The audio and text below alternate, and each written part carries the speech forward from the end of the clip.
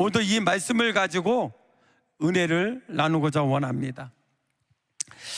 여러분은 지금까지 몇 번의 예배를 하나님께 드리셨습니까? 또한 그 중에서 얼마나 많이 영과 진리로 또한 예배를 드렸을 것 같습니까? 하나님의 그 임재하심을 느끼시고 하나님의 사랑에 압도되어서 진심으로, 정말 전심으로 찬양을 드리고 선포하는 그 말씀에 가슴을 찢는 일이 몇 번이나 있었습니까? 여러분이 드리는 예배가 혹시 종교적인 요식 행위같이 무성의하고 지루한 그런 시간이 되지는 않았습니까? 예배는 최고의 하나님께 최상의 가치를 드리는 시간인 줄을 믿습니다. 여러분, 우리는 예배하기 위해서 태어난 사람입니다. 이사야 43장 21절 말씀에 이 백성은 내가 나를 위하여 지었나니 나의 찬송을 부르게 하려 함이니라. 할렐루야. 구원받는 성도가 가장 먼저 해야 할 일이 있습니다. 그것은 무엇입니까? 바로 그것은 예배라는 것입니다. 구원받은 사람은 감격과 기쁨으로 드리는 예배의 삶을 살아야 한다는 것입니다. 여기서 오늘 말씀에서 자랑하는, 또한 지칭하는 형제들은 로마에 있는 성도들을 말합니다. 그들에게 예배가 없었습니까? 아닙니다. 이미 예배가 드리고 있었던 성도들이었습니다. 그런데 그 예배가 영과 진리의 모습이 있는 예배가 있었는가를 생각하라는 것입니다. 이렇게 성경은 수백 번 거듭해서 예배라는 주제를 강조하고 있습니다. 십계명을 보더라도 여러분, 가장 첫 번째 되는 계명이 바로 하나님을 예배하라는 것입니다. 뿐만 아니라 하나님은 이스라엘 백성들이 출애굽하여서 그들이 광야에서 활동하던 시작한 때에 하나님은 그들이 예배에 집중하기를 원하셨습니다. 그래서 주님은 그들이 예배할 장소를 만드셨는데 어디냐? 그것이 바로 광야에 세우신 성막이었습니다. 그들의 생활 중심에 항상 주님을 예배하는 장소가 있었던 것입니다. 오늘날에도 우리들에게 예배가 중요합니다. 예배를 통해서 우리의 운명이 결정되기 때문인 것입니다. 그러면 이 예배를 여러분 어떻게 드려야 될까요? 요한복음 4장 24절 말씀에 하나님은 영이시니 예배하는 자가 영과 진리로 예배할지니라 라고 말씀하고 있습니다. 오늘 로마서 본문 1절 말씀은 바울은 너희 몸을 하나님이 기뻐하시는 산 제물로 드리라고 했습니다. 예배는 우리의 영이 주님을 향해 나가는 것입니다. 예배는 우리의 몸이 주님께 나가는 것입니다. 다시 말하면 예배는 우리의 영, 혼, 육이 주님께 온전히 드려지는 예배라는 것입니다. 몸은 오늘 교회에 왔는데 마음은 다른 곳에 가 있으면 안 됩니다. 우리의 몸과 마음이 모두 이 교회에 와 있어야 하는 것입니다. 하나님의 자녀가 된 우리들은 이제 우리의 몸을 제사로 드리는 것입니다. 구약에서는 어떻습니까? 바로 구약에서는 제사라고 말을 합니다. 그러나 신약에서는 제사가 예배로 바뀌었습니다. 예수님이 십자가를 통해서 영원한 속죄를 이루셔서 이젠 우리가 염소나 송아지 피로 하나님께 나가지 않고 주님의 보혈을 의지하는 믿음으로 누구든지 주님의 성소로 나가게 되었다는 것입니다. 히브리서 9장 12절 말씀에 염소와 송아지 피로 하지 아니하고 오직 자기의 피로 영원한 속죄를 이루사 한 번에 성소에 들어가셨느니라.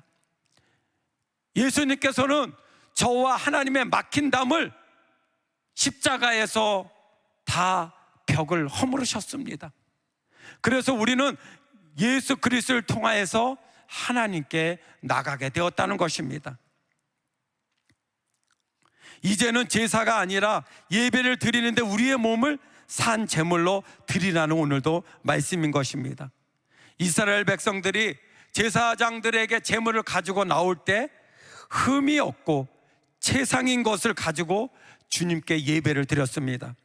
그런데 우리가 예배를 드릴 때 여러분 어떤 모습으로 예배를 드리십니까? 가장 최선의 상태, 최상의 조건으로 하나님께 예배를 드리고 계십니까? 오늘 1절에 보면 너의 몸을 하나님께서 기뻐하시는 거룩한 산 제물로 드려라 했습니다. 우리의 몸을 산 제물로 드리라는 말씀은 예배에는 희생이 있어야 된다는 것입니다. 희생 없는 예배는 없습니다. 주일에 급한 일이 있어서 일을 하게 되고 또한 경사 결혼식장에 있어서 그곳에 가게 되는 경우도 있습니다.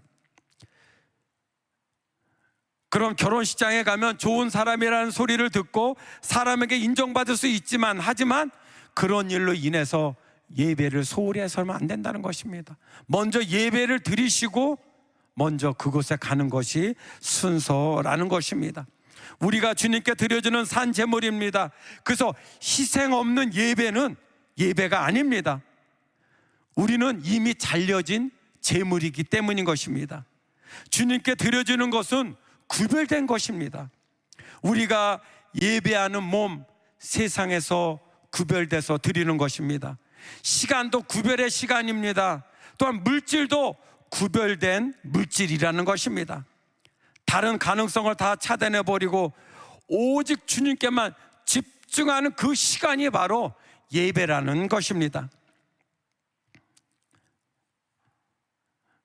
요한복음 12장 3절 말씀에 마리아는 지극히 비싼 향유 곧 순전한 나드 한 근을 가져다가 예수의 발에 붓고 자기 머리털로 그의 발을 닦으니 향유 냄새가 집에 가득하더라. 요한복음 12장 말씀은 마리아가 예수님께 발을 씻기는 한 장면이 나옵니다. 이 마리아는 자신이 가장 향유 옥합을 주님께 들고 나와서 깨트립니다. 그것으로 주님의 발을 씻습니다. 그리고 자신의 향유 옥합이 깨어질 때 그 자신의 마음도 깨트려서 주님께 드리는 참된 예배라는 것입니다.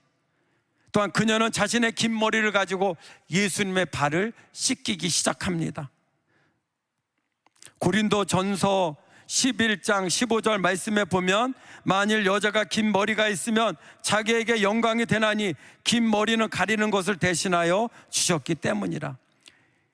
이 바울은 여자의 긴 머리가 있으면 그 영광이 된다고 말씀하고 있습니다.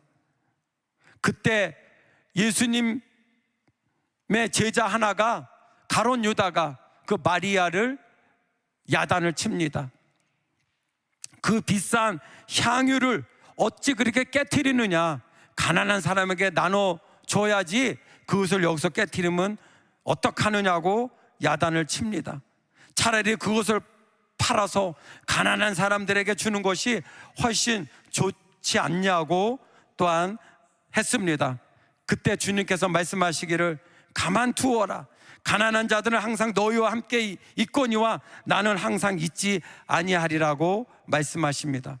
여러분, 구제도 중요하지만 구제보다도 훨씬 더 중요한 것은 주님을 향한 예배라는 것입니다.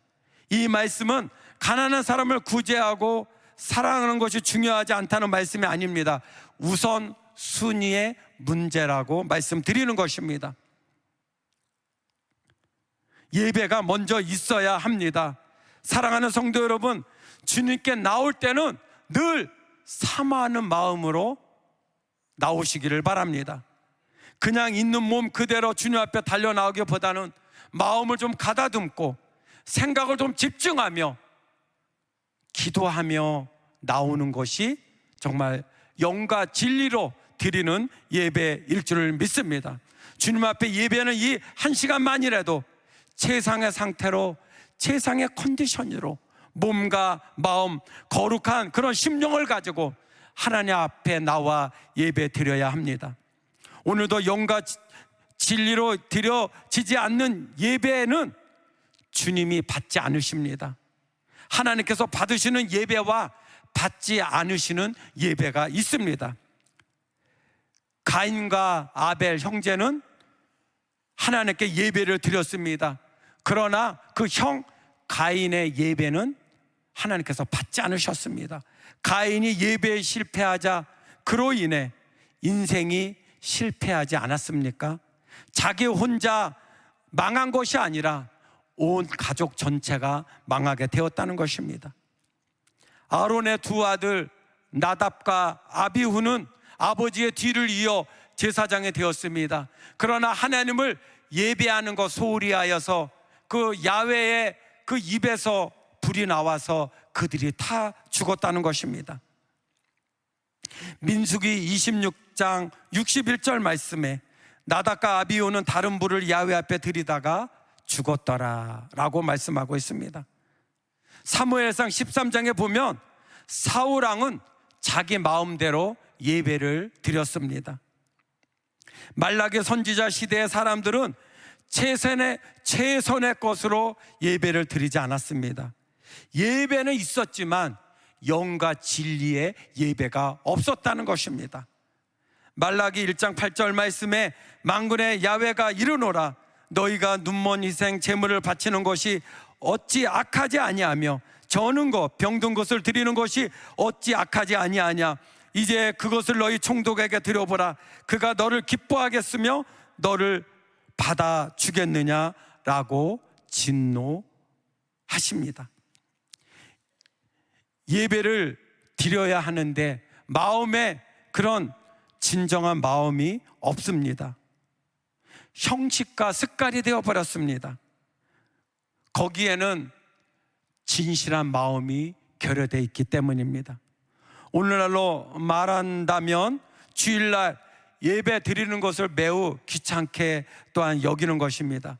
차라리 예배 드릴 시간에 내가 그 시간에 한 가지라도 더 일을 할 수 있는 걸 하여서 유익을 정말 될 거라고 생각합니다.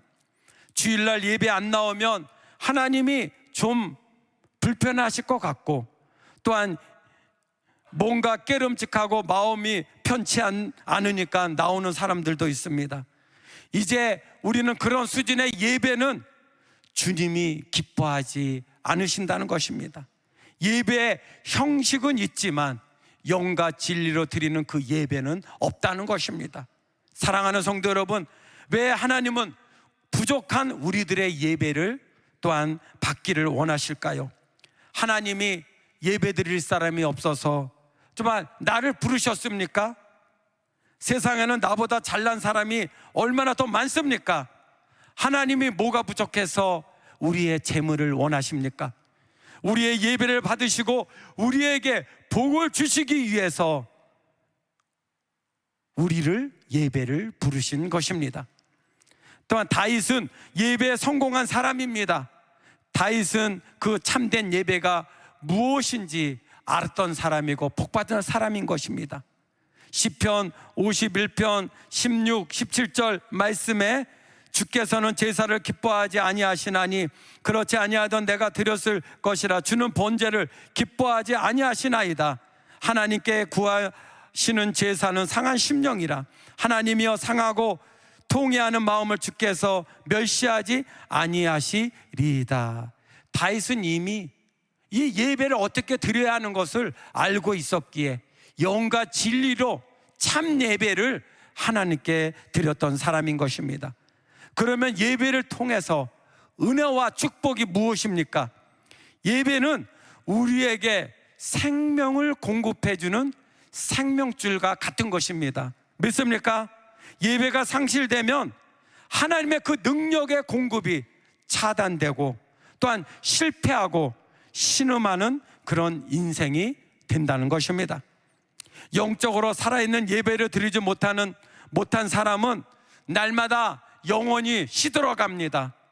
은혜를 체험하지 못한 사람은 겉으로는 멀쩡해도 속 사람은 시들어 가는 것입니다.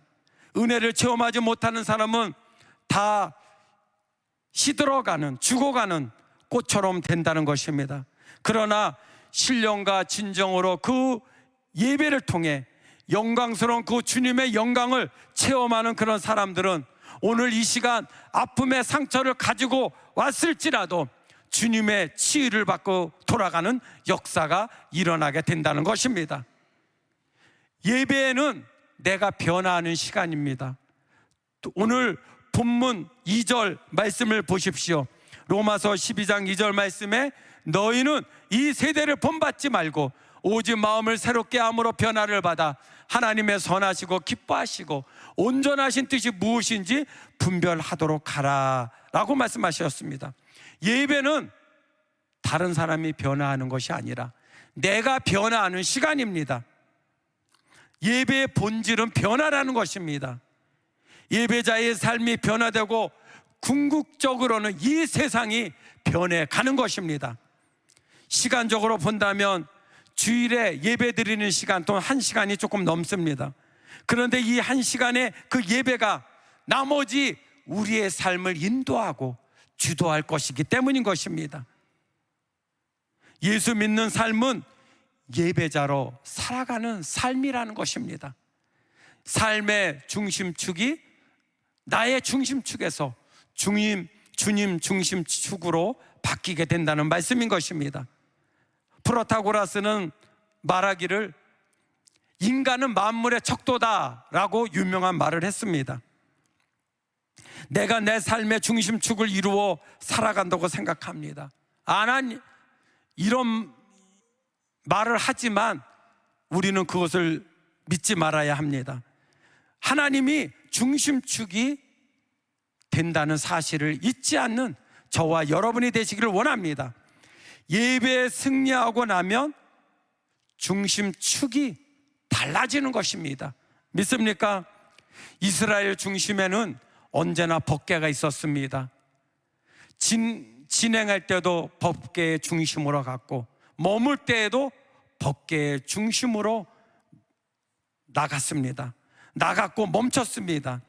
이스라엘 백성들이 법궤를 지킨 것이 아니라 법궤가 이스라엘 백성들을 인도했던 것입니다. 우리가 예배를 드리면 예배가 우리를 지켜주는 것입니다.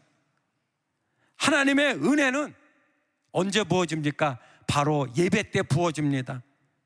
은혜는 예배를 통해서 옵니다. 에베소서 1장 23절 말씀에 교회는 그의 몸이니 만물 안에서 만물을 충만하게 하시는 이의 충만함이니라. 예배는요 하나님을 분별하는 시간인 것입니다. 오늘 로마서 12장 2절 말씀에 선하시고 기뻐하시고 온전하신 뜻, 이것을 분별하는 시간이라는 것입니다. 예배에는 하나님의 말씀이 있습니다. 초대교회는 말씀과 성찬이 있었습니다. 그러다가 중세시대에 와서 캐톨릭에서는 말씀 예배가 없어지고 성례전만 남게 되어 의식 중심의 예배했던 것입니다. 그러나 종교 개혁이 일어나면서 그 말씀이 회복이 또한 다시 되어지고 알아들을 수 있는 자국어로 예배를 드리게 되었습니다. 우리는 특별히 말씀을 통해 주님의 뜻을 분별해야 합니다. 그리고 말씀과 찬양을 통해 무언가 내가 한 가지라도 반드시 도전을 받고 각오하고 돌아가는 시간이 되기를 또한 원합니다.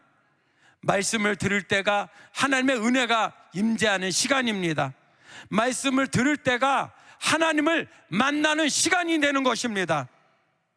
사도행전 2장 38절 말씀에 베드로가 이르시되 너희가 회개하여 각각 예수 그리스도의 이름으로 침례를 받고 제사함을 받으라. 그리하면 성령의 선물을 받으리니.